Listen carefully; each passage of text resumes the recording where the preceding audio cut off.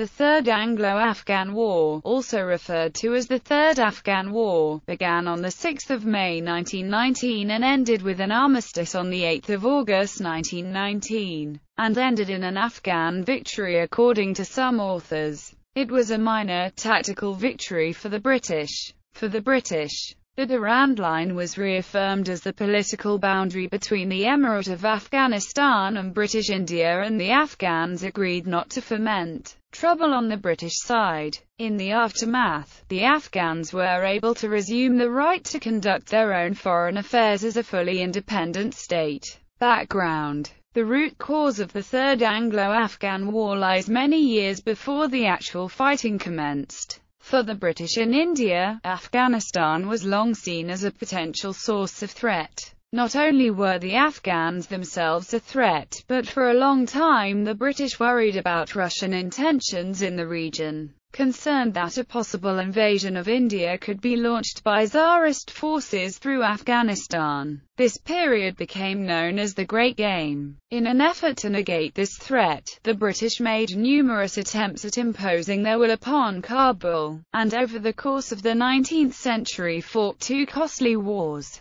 the First Anglo-Afghan War and the Second Anglo-Afghan War. The end of the Second Afghan War in 1880 marked the beginning of almost 40 years of reasonably good relations between Britain and Afghanistan under the leadership of Abdurrahman Khan and Habibullah Khan, during which time the British attempted to manage Afghan foreign policy through the payment of a large subsidy. Ostensibly, the country remained independent. However, under the Treaty of Gandamik it accepted that in external matters it would have no windows looking on the outside world, except towards India. The death in 1901 of Emir Abdurrahman Khan led indirectly to the war that began 18 years later. His successor, Habibullah, was a pragmatic leader who sided with Britain or Russia according to whoever paid the highest price. Despite considerable resentment over not being consulted over the Anglo-Russian Convention of 1907, Afghanistan remained neutral during the First World War, resisting considerable pressure from the Ottoman Empire when it entered the conflict on the side of Imperial Germany, and the Sultan called for a holy war against the Allies. Despite remaining neutral in the conflict, however, Habibullah did in fact accept a Turkish-German mission in Kabul and military assistance from the Central Powers as he attempted to play both sides of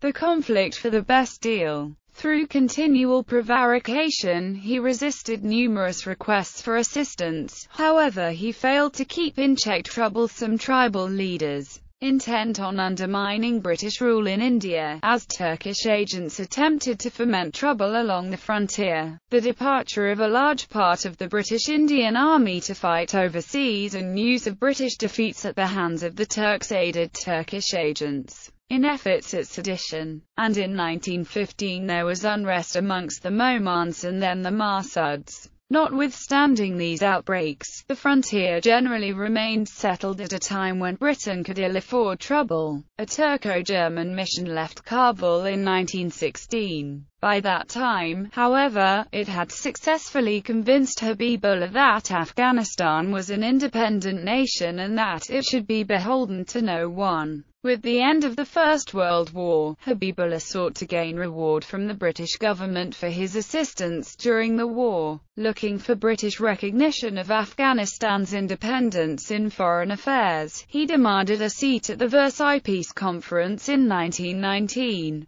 This request was denied by the Viceroy, Frederick Thesiger, 1st Viscount Chelmsford, on the grounds that attendance at the conference was confined to the belligerents. Further negotiations were scheduled, but before they could begin, Habibullah was assassinated on 19 February 1919. This resulted in a power struggle as Habibullah's brother Nasrullah Khan proclaimed himself as Habibullah's successor, while in Kabul Amanullah, Habibullah's third son, had also proclaimed himself Emir. However, the Afghan army suspected Amanullah's complicity in the death of his father, needing a way of cementing his power. Upon seizing the throne in April 1919, Amanullah posed as a man of democratic ideals. promising reforms in the system of government. He stated that there should be no forced labor, tyranny or oppression, and that Afghanistan should be free and independent and no longer bound by the Treaty of Gandamak. Upon seizing the throne, Amanullah had his uncle Nasrullah arrested for Habibullah's murder and had him sentenced to life imprisonment. By April 1919 he realized that if he could not find a way to placate the conservatives he would be unlikely to maintain his hold on power. Looking for a diversion from the internal strife in the Afghan court and sensing advantage in the rising civil unrest in India following the Amritsar massacre, Amanullah decided to invade British India. Opposing forces. In 1919 the Afghan Regular Army was not a very formidable force, and was only able to muster some 50,000 men. These men were organized into 21 cavalry regiments and 75 infantry battalions, with about 280 modern artillery pieces, organized into 70 batteries, in support. In addition to this, however, in a boost to the army's strength, the Afghan command could call upon the loyalty of up to 80,000 frontier tribesmen and an indeterminate number of deserters from local militia units under British command. In reality, the Afghan Regular Army was not ready for war. As in past years, the upper levels of the officer corps were riddled with political intrigue. In his book on the campaign, Lieutenant General George Molesworth gave the following evaluation of the Emir's army. Afghan regular units were ill-trained, ill-paid, and probably under strength. The cavalry was little better than indifferent infantry mounted on equally indifferent ponies. Rifles varied between modern German, Turkish and British types, to obsolete Martinis and Snyders.